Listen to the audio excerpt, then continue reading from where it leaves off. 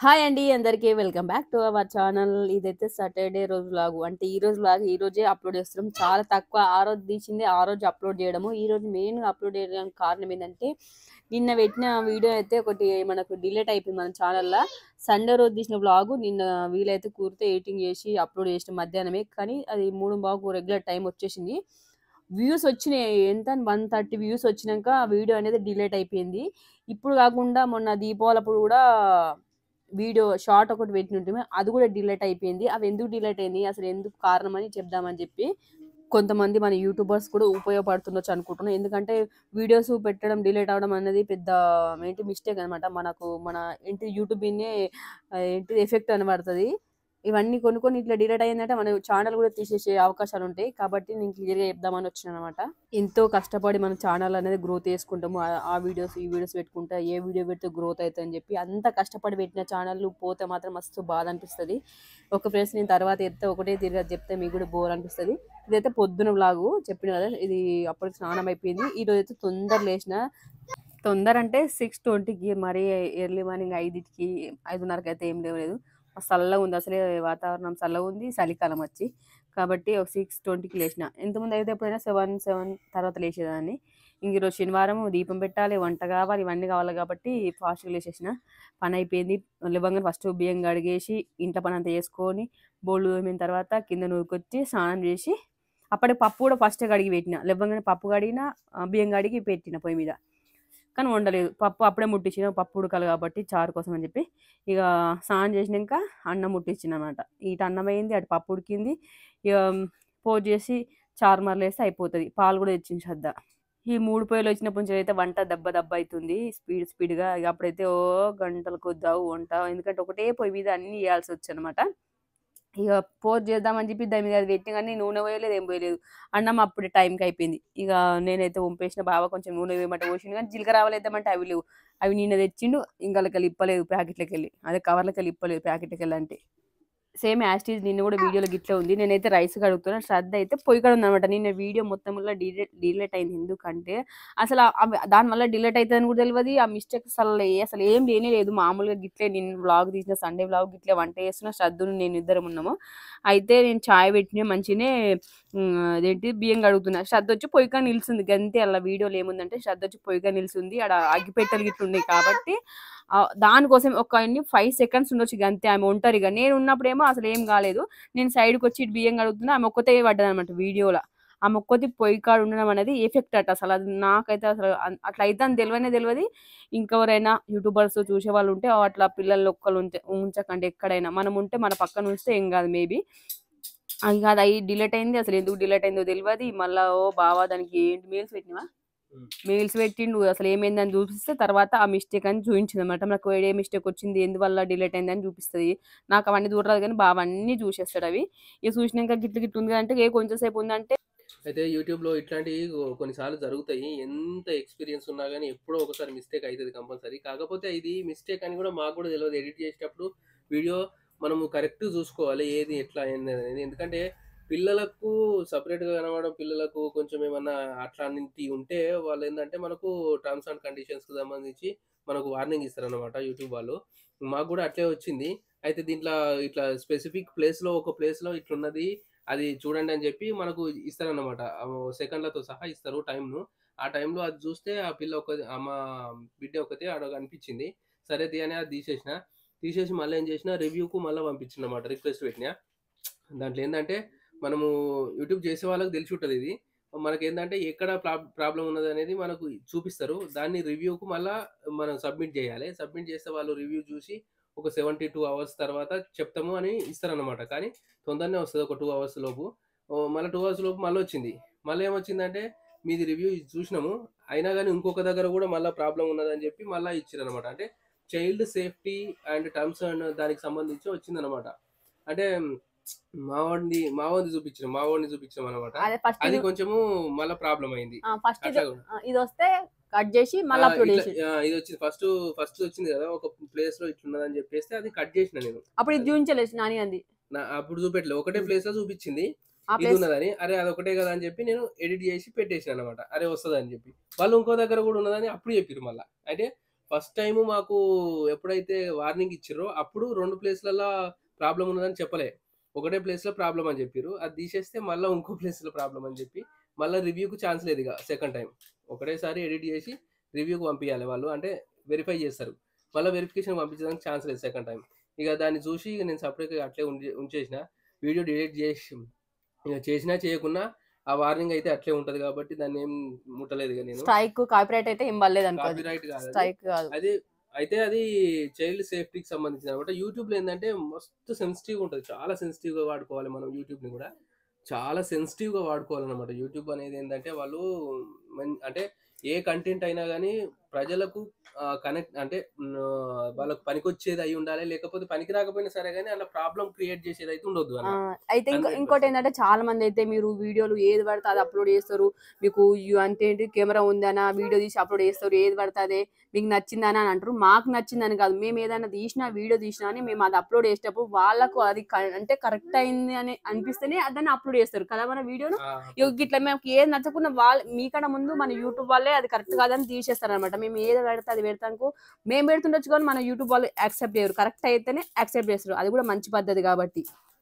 ఇక వేరే social media అంటే వేరే ప్లాట్‌ఫామ్‌లో అయితే మనం ఎట్లాంటి వీడియోలు పెడుతున్నాం. అందులో కూడా కొంచెం ఉంటది రెస్ట్రిక్షన్స్. కానీ యూట్యూబ్‌లో మాత్రం చాలా రెస్ట్రిక్షన్స్ ఉంటాయి. చాలా కరెక్ట్‌గా మెయింటైన్ చేసుకోవాలి. మనము జాగ్రత్తగా చూసుకొని అన్నీ మెయింటైన్ చేసుకుంటేనే మనకు ఆ వీడియో అనేది వ్యూస్ వస్తాయి. అంటే ముందుకు పోతది. లేకపోతే వ్యూస్ కనీసం ఉండనని ఉంటది ఛానల్‌ల. మాదేమైందంటే నిన్నటి వీడియో అనేది రిమూవ్ చేసేసిర్రు. యూట్యూబ్ వాళ్ళు ఏం చేసిర్రంటే రిమూవ్ చేసేసిర్రు. మాకు మెయిల్ వచ్చింది నాకు రిమూవ్ చేసిన తర్వాత. అరే! ఇందులో ఏమున్నదని చెప్పి చాలా భయపడ్డా నేను గాని మళ్ళా రివ్యూ చేసి అదంతా చేసినాక కూడా మళ్ళా రాలేదు. కాబట్టి అది తీసేసినాం అది. ఇంకోటేందంటే ఇప్పుడు నేను ఆడ తినబెడుతున్నా మా చిన్నోనికి. ఆడ నేను మా చిన్నోడు ఉన్నా కాబట్టి ఏం గాదు. లేదంటే మా చిన్నోడు ఒకటే గిట్లా అంచుల పొంట లేదంటే గోడల పొంట ఉన్నాడనుకో దాన్ని గూడా స్ట్రైక్ చేస్తాడు. ఇది గూడా. ఇప్పుడు నేను ఉన్నా కాబట్టి ఇదేం గాదు. మాక్సిమం ఎందుకంటే ఇలాంటి వీడియోలు మేము తీసినాం. ఓకే ఫ్రెండ్స్ మొత్తానికి చెప్పదలుచుకుంది ఏంటంటే మనం ఏది పడితే అది పెట్టడానికి వీలే ఉండదు. మీరు కామెంట్ చేసినట్టు అవి సరైనవి అనిపిస్తేనే మన యూట్యూబ్ వాళ్ళు అయితే యాక్సెప్ట్ చేస్తారు, అప్లోడ్ అవుతారు. ఇంకోటి చెప్పాలంటే దాన్ని ఫస్ట్ టైం మేము అప్లోడ్ చేసినాము మధ్యాహ్నం 11:30కు అప్లోడ్ చేసినాము. టైం వచ్చేసి 3:15కు ఉంది. కానీ అప్పలోపైన చెకింగ్ చేసి పంపాల్సింది కానీ పంపలేదు. అప్లోడ్ అయినాక వ్యూస్ వచ్చినాక 130 వ్యూస్ వచ్చినాక అట్లా చేసినమాట. ఇక మొత్తానికి అట్లా అయిపోయింది. అంతా మూడ్ మొత్తం నేను ఖరాబ్ అయిపోయింది. వీడియో అంతా కష్టపడి తీసి, మాట్లాడి, ఎడిటింగ్ చేసి పెడితే అట్లా అయింది. మళ్ళీ అలా ఏం పెద్ద మిస్టేక్ ఏం లేదు గట్లా అయిందనిపించి, సరే అది మనకు మిస్టేక్ కాదు కావచ్చు కానీ దానికి ఏంటిది అవైతే పద్ధతులు ఉంటాయి కదా! సరే అనేసి పెట్టేసినాము. ఇక నేను అంతకుముందే చారుమరలు వేసిన, తర్వాత పాలు చిన్నోనికి పోసిన, నేను కొన్ని చెంబులు తీసి పెట్టినా. మా చిన్నోనికైతే చెప్తున్నా కదా రోజైతే పాలు తాగిపిస్తున్నా రొట్టేసి. ఇక కొంచెం ఆడ ఎండ కొడుతుంది కదా అని చెప్పి బయట కూర్చొని పాలు తాగిపించిన. ఇక అప్పలోపు కొంచెం చారు మరిగింది. శ్రద్ధనైతే దీని మొన్న ఇంకా పూర్తిగా మరగలేదు కాబట్టి అప్పటిలోపు చారు మరుగుతదని చెప్పి. ఇక మా చిన్నోడేమో ఆడుతా ఉండు. ఇంక నేను దీపం పెట్టలే. దీపం పెట్టాలి. అదొక పెద్ద పనుంది. ఇగ శ్రద్ధకు వంట అయితే నాకు పని తీరినట్టే. ఇగ అంతా కంప్లీట్ అయినట్టే. శ్రద్ధకైతే యూనిఫామ్ ఎయలేదు. నిన్న విడదామని నానబెట్టినా అసలు వీలు కాలేదు. నిన్న వీడియో చేయడం వల్ల అంతా మైండ్ ఖరాబ్ అయింది. అసలు ఏం పని చేయబుద్ధి కాలేదు. అసలు యూనిఫామ్ పిండాలన్న యాది కూడా నాకు లేకుండే. నైట్ వరకు అసలు మెర అదే ఉంది. కాబట్టి అంత మూడ్ ఆఫ్ ఉండి పిండలేదు. అందుకే సివిల్ డ్రెస్ ఏసుకుంది. ఇగ మా చిన్నోడు మమ్మీ అంటుండు. శ్రద్ధ అన్నం తినకొద్ది. పెడతా అంటే అటు ఇటు ఉరుకుతా ఉండు. మామూలుగా వాడు అన్నం తినడు గానీ అట్లా అంటుండనమాట. వానికి ఆకలేం కాదు. ఎందుకంటే అప్పుడే పాలు తాగిపించిన కదా! ఇక నేనైతే దీపం పెడుతున్నా. శ్రద్ధకు అన్ని టిఫిన్ ఇట్లా బాక్స్ ఇట్లా అన్ని పెట్టి నిమ్మలంగా దీపం పెడతా. ఇక ఈరోజైతే అందరం కిందకొచ్చినాము. అసలు ఎప్పుడు శ్రద్ధనే వచ్చి బస్ ఎక్కిపోతాడు. లేదంటే ఎప్పుడన్నా ఒకసారి బావ వస్తాడు మాక్సిమం.